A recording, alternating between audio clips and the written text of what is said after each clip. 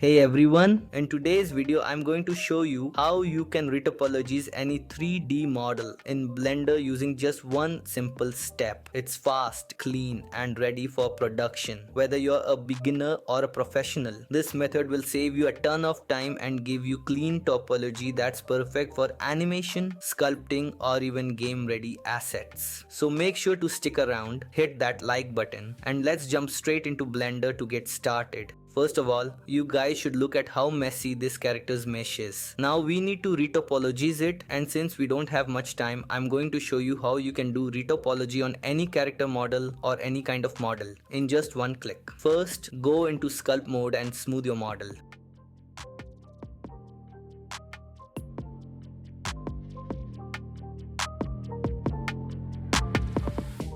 After that, press N and go to the Quad Remesher tool. I'll drop the download link in the description and show you how to install it later in the video. Inside Quad Remesher, set the quad count to whatever you want. The higher the quad count, the higher the poly count of the mesh. I usually stick with the default 5000, but just add a 0 and change the 5 to 3. In simple words, set it to 30,000. Then add a subdivision modifier. Okay, now click remesh it. This will take a little time. Once the remesh is done, select the remeshed model and add a shrink wrap modifier. In the target field, choose the original model, the one from before the remesh. In your properties panel, you will see two models, the remeshed one and the original one. Target the original model and apply the modifier, then hide the original model. Now, on the remeshed model, apply a subdivision modifier at level 1 or 2. If you need more detail, you can go to 3 or 4.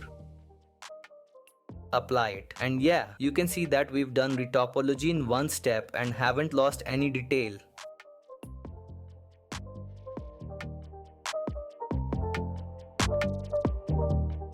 I'll give you more examples.